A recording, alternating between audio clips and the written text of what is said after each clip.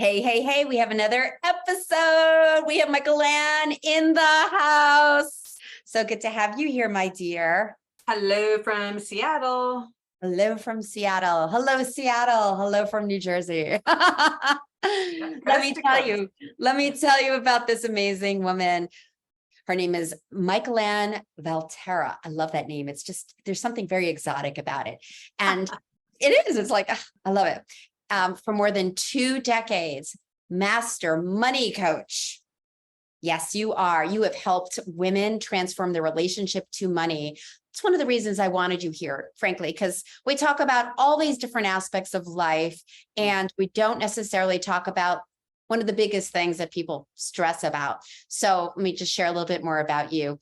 Highly respected expert in financial psychology, which I love. She's written and spoken extensively on powerful, practical ways to reduce money anxiety, thank you, as well as effective methods for earning, saving, reducing debt, and managing money.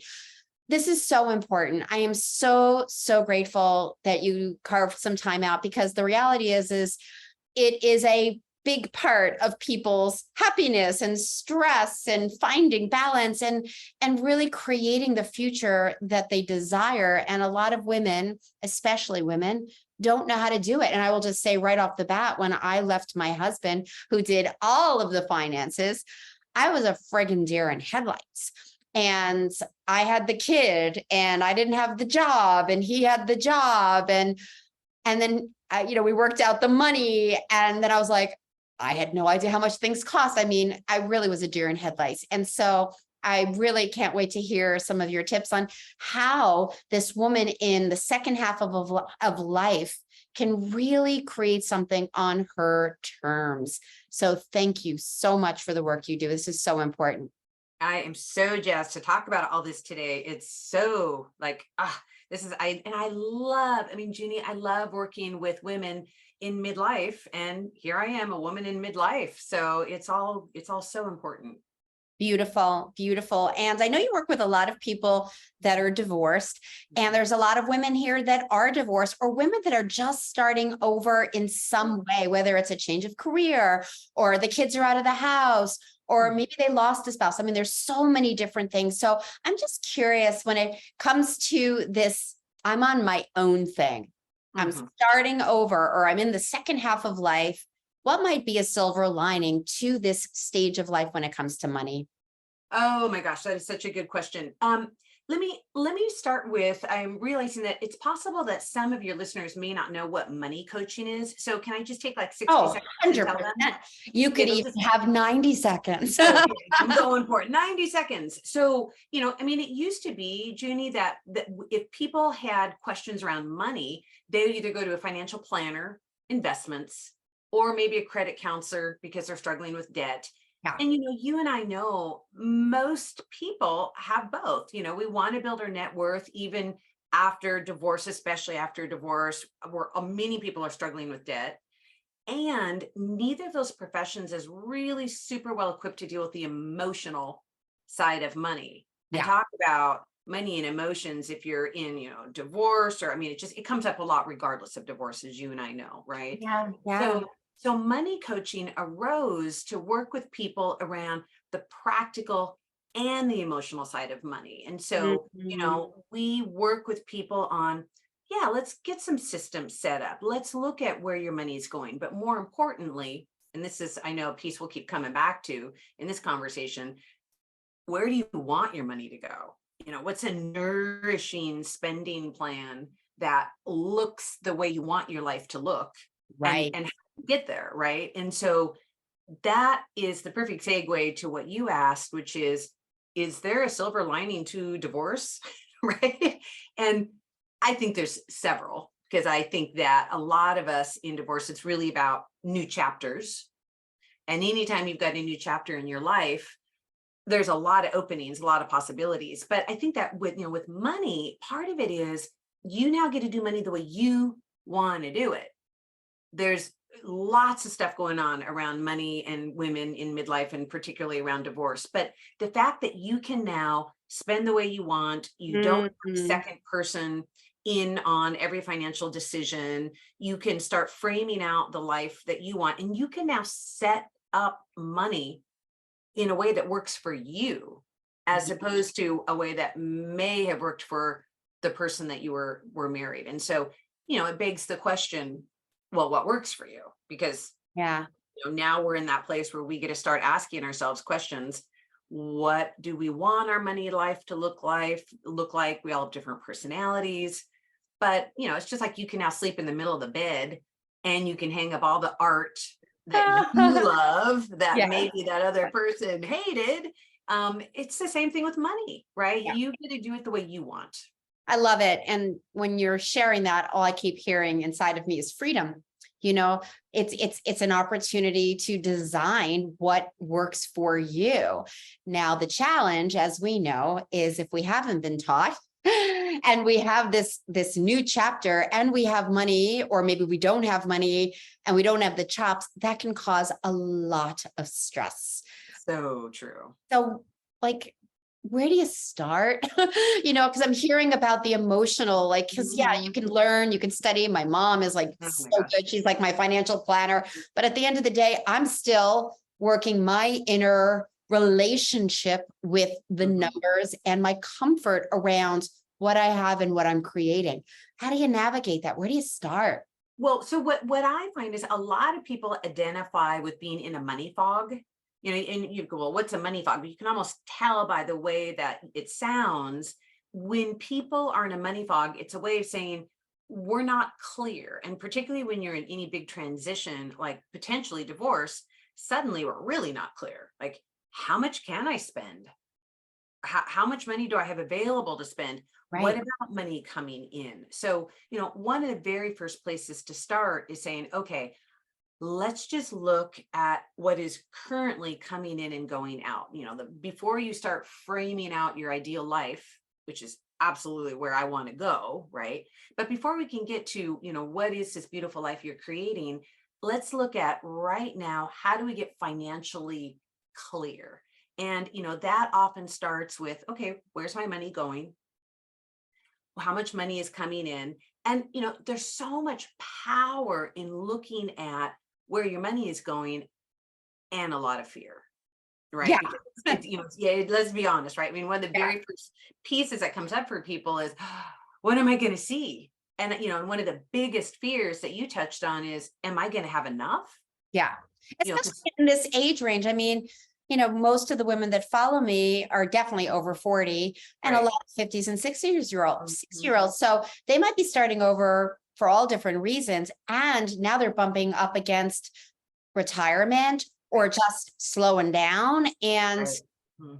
it's a thing of preparing and knowing what's coming. And it can be really uncomfortable for a lot of people. It's so true. I know, like, for me, I don't think my story is that unusual. When I got divorced at 40 and I had a 9-year-old, I had been thinking my whole life that there would be two incomes, Yeah, right? And I would be retiring someday at 40. It seemed a long way off.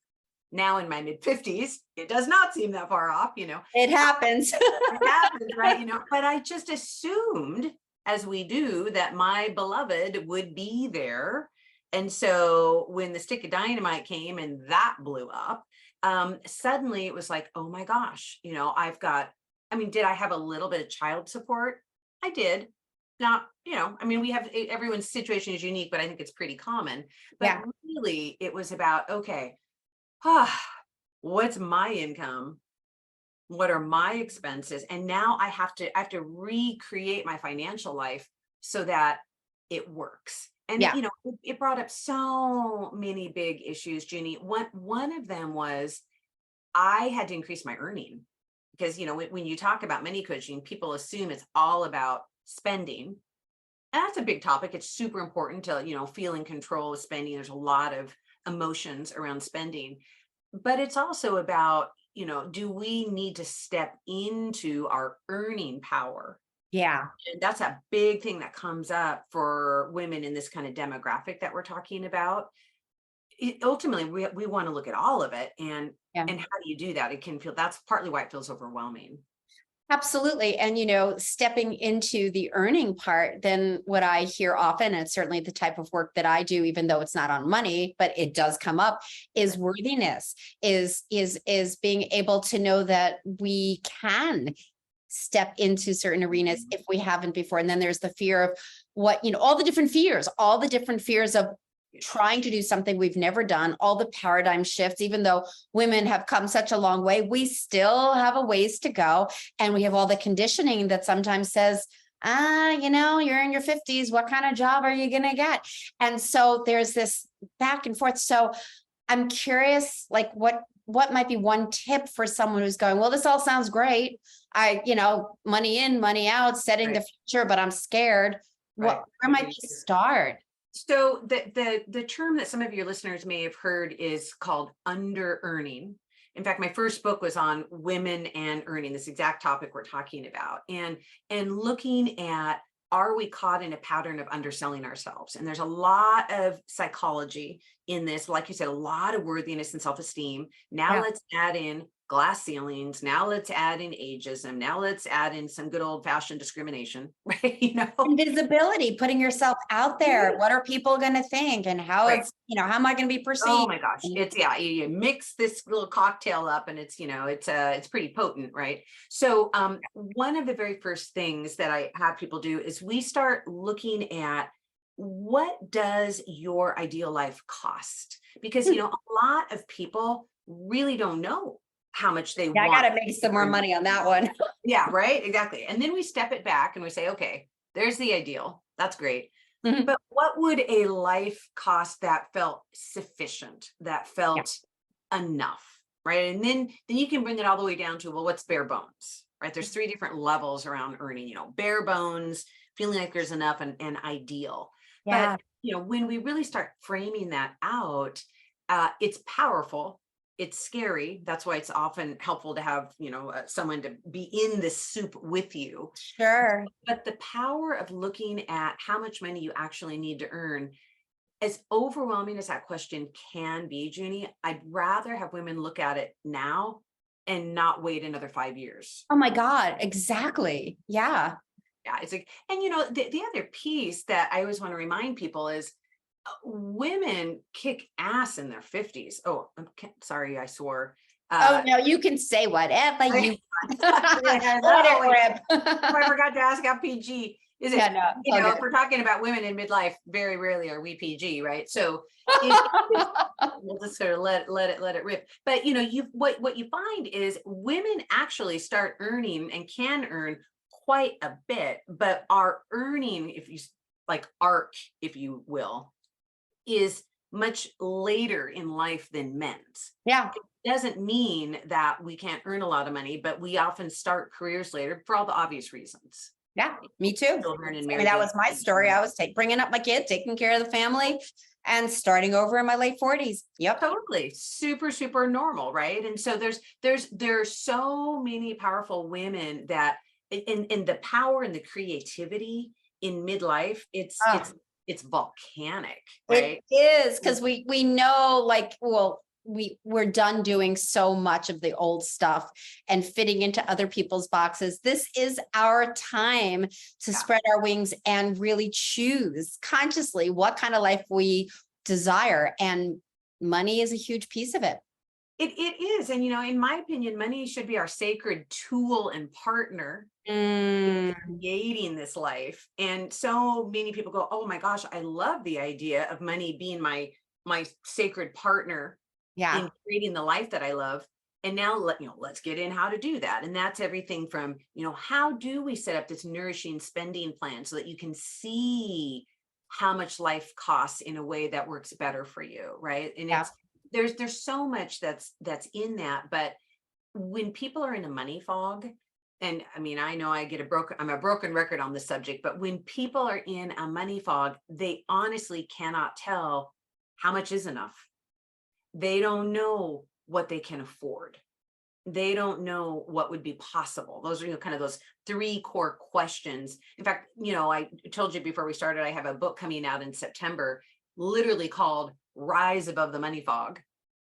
And it's on those three core questions. If we rise above the fog and get clear about money, we know what we can afford. We know what's possible. We know how much is enough. And sometimes the answers are different than what we think.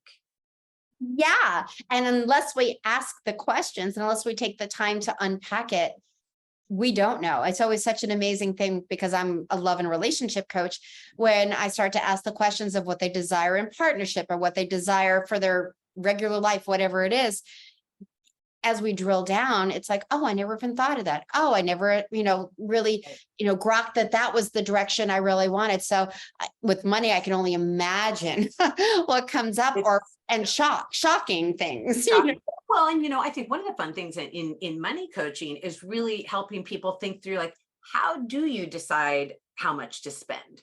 How do Yeah. you make spending decisions? And there's so many juicy questions, like, for example, should I go to Hawaii for 2 weeks instead of 1 week? One thought is, well, is that going to give you energy or rob you of energy? Ooh, good question. What's your future self think about the fact that you're going to spend 3,000 instead of 1,500? She may say, you go, girl. Yeah. Or she may, your wise future self, have a different opinion, right? Yeah. I mean, so there's just so many really, really great deep questions that we can ask ourselves to help us feel really good about how we're choosing to spend our money. I mean, just one example, right? Yeah, no, I love it. I love it. And you also talk about financial elegance, simplicity, and how this supercharges your money life. Like, what's that about? I'm so I love that topic. Yeah. So what I find is people, without meaning to, have really complicated their money life.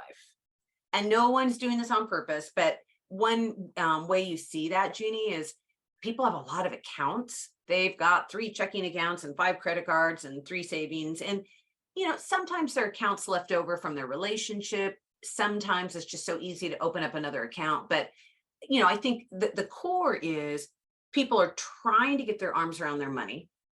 And so they fall into what I call bucketing, right? And so they'll bucket their money in this account for vacations and this account for bills, and this is my fun money account. But then you lose the totality of your money life. You can't see the big picture of what you can fundamentally afford, other than it's a version of, well, I've got checks left in my checkbook, so there must be money. There's money left in this account, right? But also, it's just a lot of time and energy to track so much stuff. And so, in my opinion, when people are in a transition, it's a great time to simplify. I'm a big advocate of elegant financial simplicity. 1 checking account, right? 2 credit cards. Simplify it so that we don't have as many places to look. We don't have as many places to track. The more accounts you have, the more money fog you tend to be in, and the more free floating anxiety starts coming up around money. awesome. Talking about transitions. So a lot of the women that are here are wanting partnership, are maybe even in a relationship, and maybe combining their lives with somebody. I think this might be a really great time for you to share a little bit about your story and how you're navigating those waters of combining your life with somebody new. Yeah. Oh my goodness. That's so true. So like I said, I divorced about 40 and spent 14 years single. And, as I was sharing with you before, I happen to love Argentine tango. So I'm a tango dancer, work by day, dance by night. And so about 3 or 4 years ago, I met the love of my life in tango, of all places. And we're getting married in January. So I know, it's so fun. And, it's so interesting being a money coach, and I've been running my own ship, doing money my own way, sleeping in the middle of the bed, all that good stuff, for over a decade. So now here I am in this new chapter, looking at money with someone else.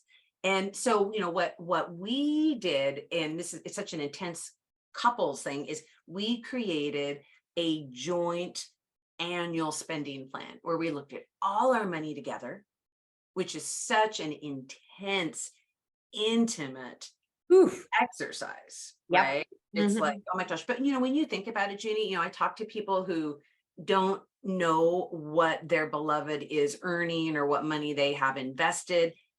This is someone you're having sex with. Yeah. You're intimately involved. Yeah. You don't know all the money details. So then how intimate are you really?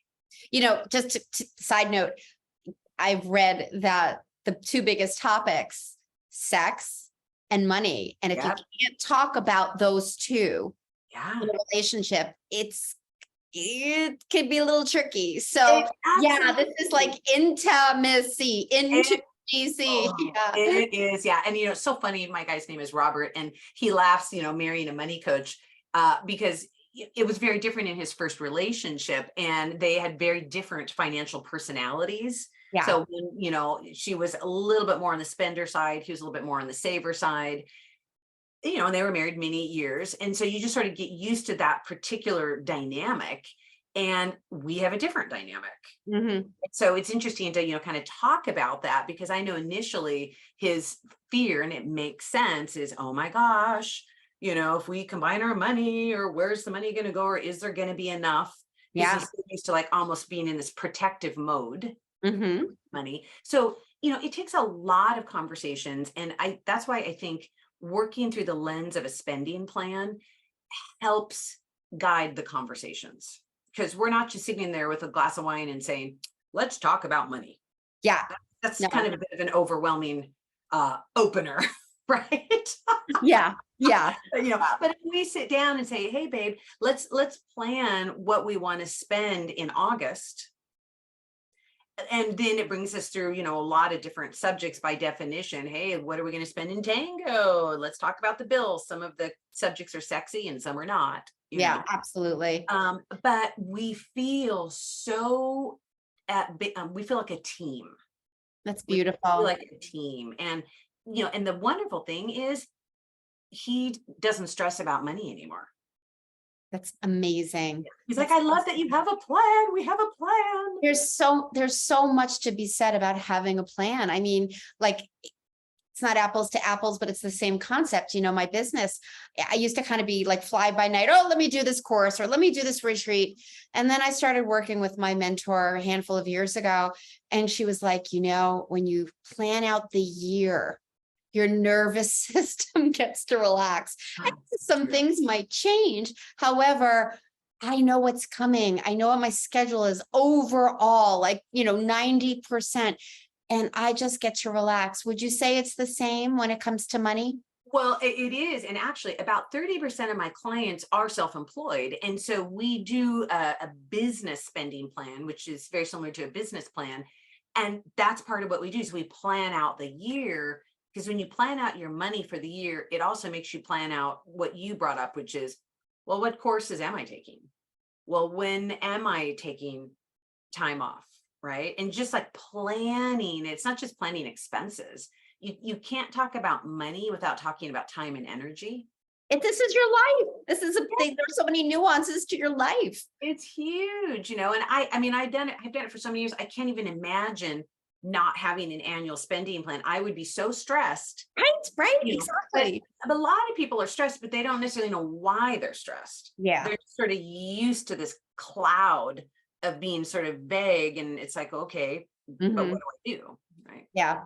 So good. You've mentioned a couple of times financial personalities. Can you riff on that a little bit? Like, what does that mean? Like you said, there was a spender, there was a saver. Are there just two personalities? Well, oh my goodness, depends on, there's so many people have written so many books on it. There's I would say there's, kind of four different personality types, but the biggies that everyone has heard of is the spender and the saver. I think what's more interesting in terms of your listeners is, what is your underlying core motivation around money? And often it comes down to one of two things: security or freedom. And so one thing that listeners can just sort of ask themselves in this moment is, for me, what is the point of money? Why do I want money? Is it so that I can do what I want to do, and vacations, and make my house, like freedom, freedom, freedom? That's me. Freedom, freedom, freedom. Right. And I could tell from what you said, yeah, I'm like, oh, I know what her type is, or is it like, oh, the point of money is So I never worry about having a roof over my head, and all your Yeah, yeah. answers tend to sound very secure and safe, right? We all have both, of course, we're a combination. But, a lot of people are more freedom oriented or security oriented around money. And P.S., we tend to marry our opposite. I was just going to say that can be so tricky. And that's where Ah, good communication and yeah. understanding and Let really the being in it games together. begin. Yeah. Well, the other thing I think that's interesting around money personalities and divorce is when people separate, your own money personality tends to magnify and almost blow up bigger. And Yeah. it's partly because we just don't have that break, if you will. We don't have that other person kind of balancing us, whichever way that went. Yeah. It's two people and we're all compromising to a degree, and that's part of relationship, right? Yeah. But now when we're single, we can do whatever we want. And so it tends to magnify a lot of our core psychology around money. Yeah. So it's interesting, just to think about when people are in transition. So good. So good. All right, sister, you've got a really cool ebook that you want to give to this woman. Can you share a little bit about it? We'd love to. So if you go to seattlemoneycoach.com, and I just have to say, I've got clients all over the United States, but I'm in Seattle. So anything that people want from me is on the website, seattlemoneycoach.com. There is a free ebook on how to stop stressing about money.